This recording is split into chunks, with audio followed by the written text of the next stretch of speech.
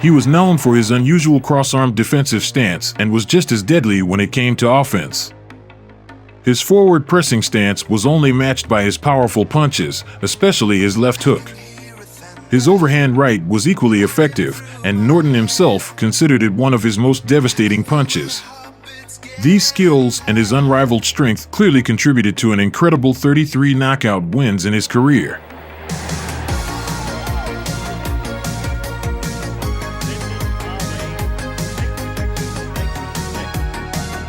Ken Norton was an African-American professional boxer and is considered one of the greatest boxers of all time. He was the second boxer ever to defeat the greatest Muhammad Ali. Ken Norton is the best boxer I have ever fought. In his career, he has fought boxing legends such as Jack O'Halloran, George Foreman, Randall Cobb, and Larry Holmes, to name a few. He won the World Heavyweight Boxing Championship. Whatever you do in your life, always see it through to the end. Everyone in life should have a goal, and you should try to achieve it. Even if you fail, keep trying. Never give up. A man wins by trying again and again. Welcome back to the History of Boxing channel. Today, I invite you to remember and talk about one of the famous heavyweights who was lucky enough to write his name in the history of boxing, about Ken Norton, nicknamed the Black Hercules. Click on the like if you hear about this monster for the first time, and I'm starting.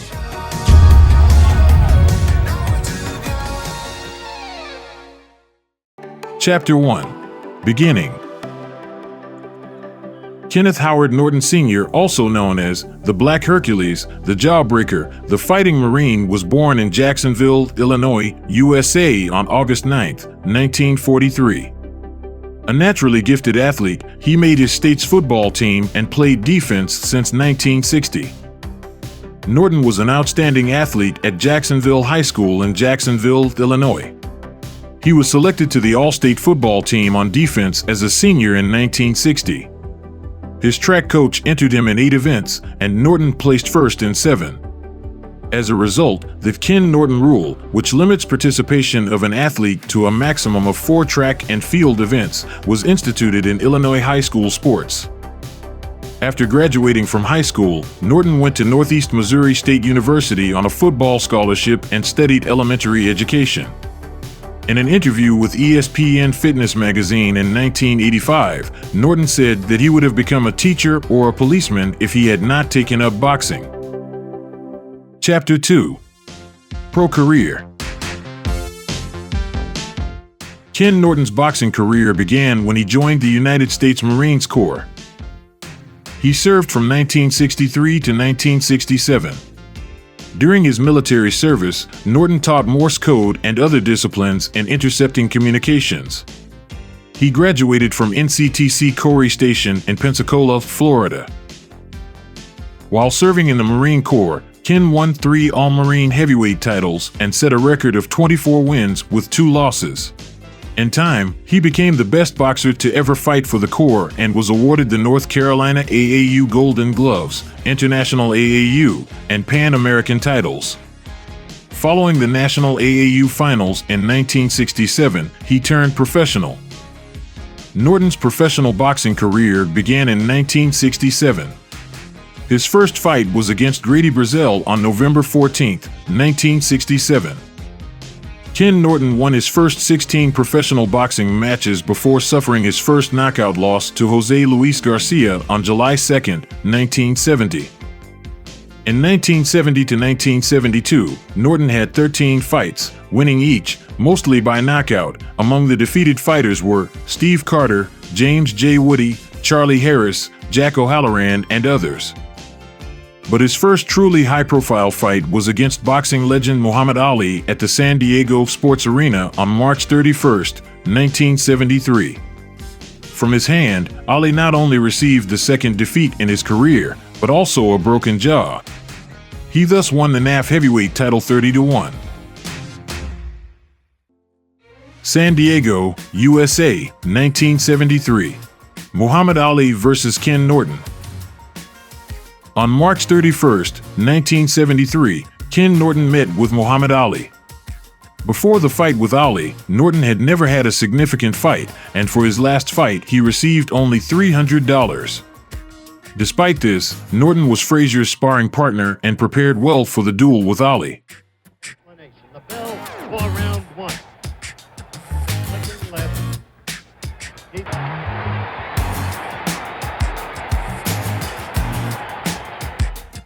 In the second round, Ken landed an accurate blow to Muhammad's jaw and broke it. The doctor in Ali's corner wanted to stop the fight, but the boxer forbade him to do so.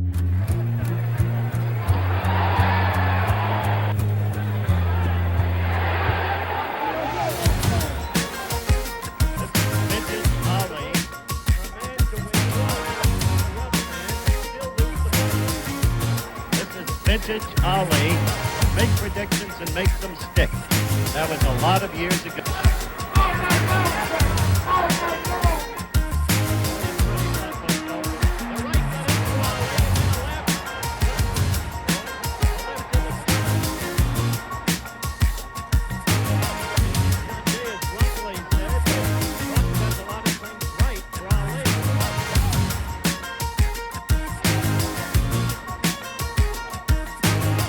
The fight lasted all 12 rounds. Ali lost by split decision. The doctor who operated on Muhammad's jaw after the fight said he did not understand how was he able to continue the fight with such an injury. Many ill-wishers immediately began to spread rumors in the press that Ali's career was coming to an end and that he was no longer able to show high results. Despite this, after a recovery that lasted 6 months, Ali met again with Norton. Englewood, USA, 1973. Ken Norton vs. Muhammad Ali. On September 10, 1973, Ali and Norton met in Englewood for a long-awaited rematch. Norton was in top form ahead of his second fight, while Ali trained at his training camp in Deer Lake, Pennsylvania, where he was striving to get his once Adonis-like physique into shape. At the beginning of the fight, Ali and Norton were fit and full of energy. However, Ali showed his physical endurance by jumping non-stop and standing between rounds.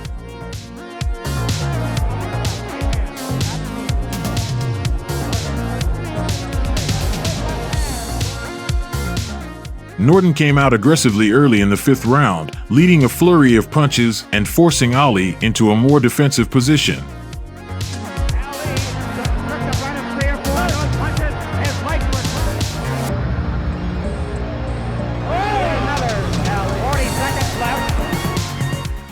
In the final round, Ali dominated with a series of combinations. Although the fight was even, Muhammad Ali won by a controversial split decision. Although Ali demonstrated the physical stamina for which he became known, he admitted, "I'm more tired than usual because of my age." After the rematch with Norton, the stage was set for a second fight against Frazier, which was supposed to take place again at Madison Square Garden. But that's another story, which I'll tell you about in a video dedicated to Joe Frazier. Caracas, Venezuela, 1974. George Foreman vs. Ken Norton. In March 1974, the Black Hercules meets in the ring with the undefeated world champion at that time, George Foreman, who was known for his crazy punching power and broke down all rivals one after another. The fight did not last long. Foreman began to slowly crush the opponent. Norton shot back with his front hand.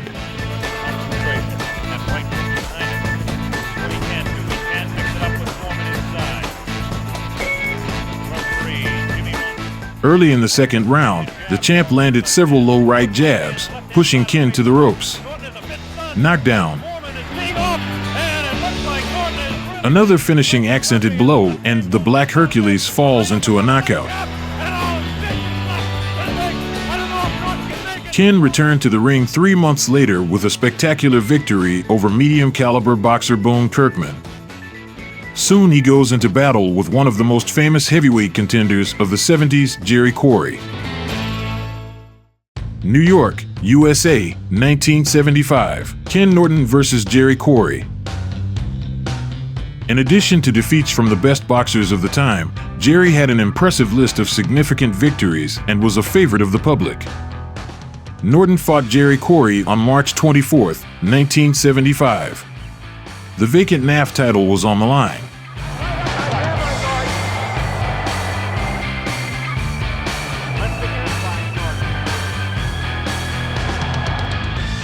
The meeting turned out to be spectacular, competitive, and short-lived.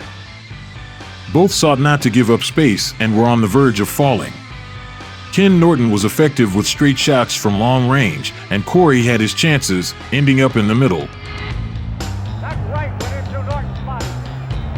Corey is really pouring on punches with Norton. Round number 4. Norton is resting. He takes a little time. He rests. At the beginning of the fight, Norton inflicted a severe cut on the opponent over the right eye. By the 5th round, Corey had vision problems. At the end of the round, after another attack by Ken on Jerry standing by the ropes, the referee stopped the fight.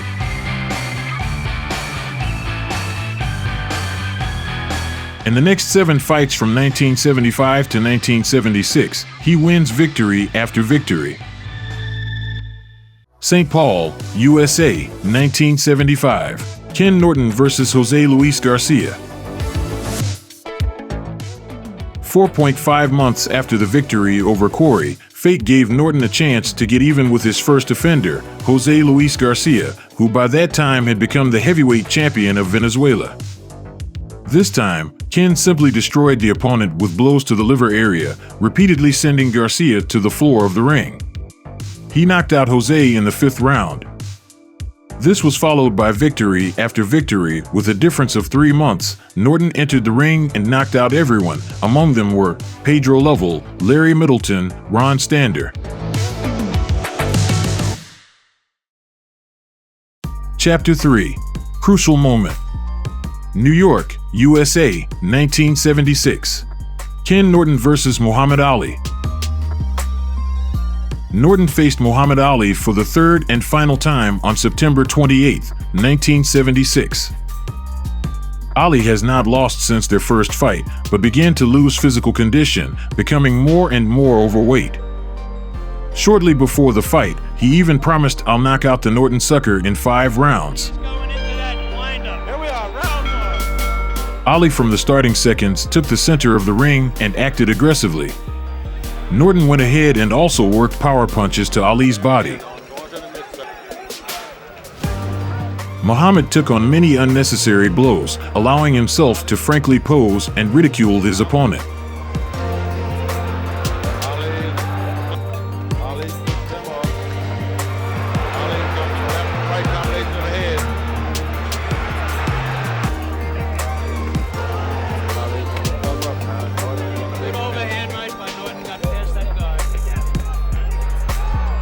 Ken won most of the rounds, but the judges gave the decision in favor of Ali. I was robbed. I won at least 9 to 10 3-minute games. I wasn't even tired and I could have done 15 more rounds. Ali said that he did enough to win, but a month later in an interview with Mark Cronin, he will say, "Kenny's style is too difficult for me. I can't beat him, and I sure don't want to fight him again. I honestly thought he beat me in Yankee Stadium, but the judges gave it to me, and I'm grateful to them." Ken again lost the win in a controversial decision. Although he won his next fight against Dwayne Bobbick on May 11, 1977, his 3rd loss to Ali broke him. In the book, you say that after the 3rd fight with Ali was not counted to you, you lost the desire to box, but you continued to box. What for? I lost my craving for boxing. I didn't put as much into it as I used to. I didn't run as far or train as hard. I didn't eat right. I started drinking a little from time to time. On a scale of 1 to 10, I would rate my condition then at 5. I felt that no matter what I do in show, it will not affect my grades in battle. Of all the fighters Ali has beaten, you are the only one he has never beaten convincingly. It was mostly in his mentality. Ali first defeated everyone mentally.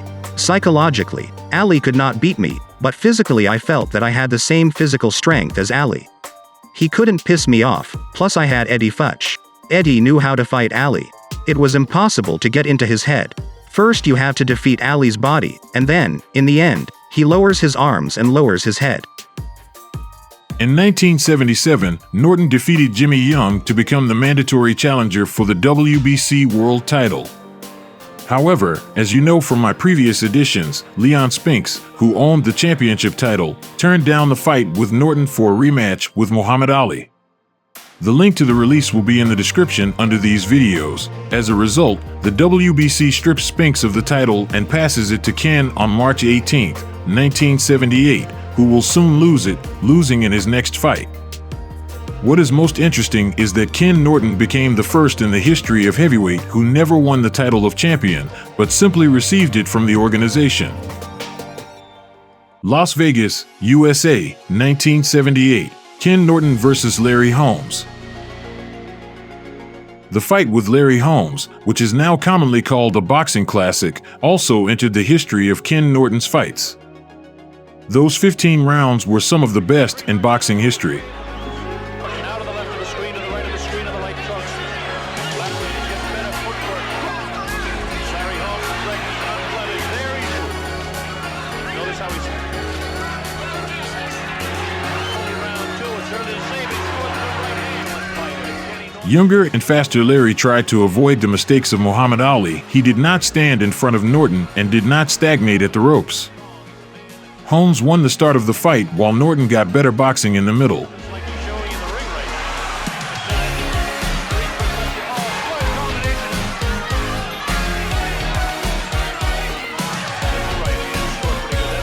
now. The second half of the meeting turned out to be bright and dramatic. At the end of the 13th round, the challenger shocked Norton.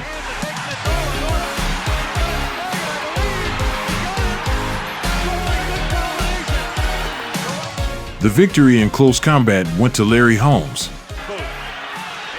The fight was ranked high in many boxing publications as one of the best championship fights in history.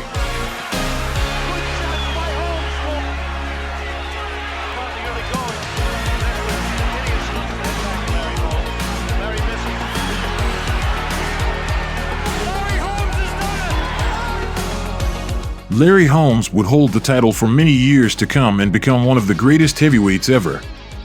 In 2009, he recognizes the meeting with Ken as the most difficult fight of his career. Las Vegas, USA, 1979. Ken Norton vs. Ernie Shavers. The Black Hercules versus the Black Destroyer, whose forte was the destructive power of his blows. Norton again held the first line of the WBC rating and the opponent the second. Already in the middle of the initial round, Shavers managed to hold Ken against the ropes and shake him. A few seconds later, he was on the floor. He got up, but Ernie immediately sent him to the canvas and the referee stopped the fight. More frequent defeats marked the general decline of Ken Norton's career. The next fight with Scott Ledoux was not very good, citing poor preparation. In 1980, Norton's manager passed away and Ken announced his retirement. A few months later, Norton did return. In November 1980, he won a tough fight with undefeated Randall Tex Cobb, who had previously broken Ernie Shavers' jaw.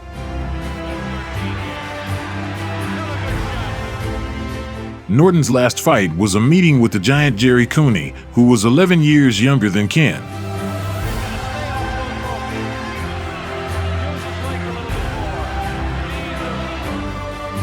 Cooney knocked out Norton near the ropes in the first round.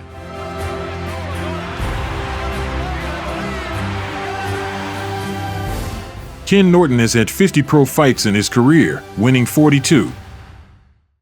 Chapter 4. Period out of the ring. For several years, Ken worked as a commentator and acted in films. He starred in films such as The Mandingo, 1975, and The Drum, 1976. He also had small roles in films such as Delta Pi, 1984, Kiss and Be Killed, 1993, and The Man Who Came Back, 2008. His television roles included series such as The A-Team, 1983, Knight Rider, 1986, and the TV movie Oceans of Fire, 1986. Norton was a public figure until 1986, until on the night of February 22nd to 23rd, the ex-champion got into a car accident near Los Angeles. The result is a broken skull, jaw, and leg, as well as an absolute loss of memory of the causes of this terrible incident.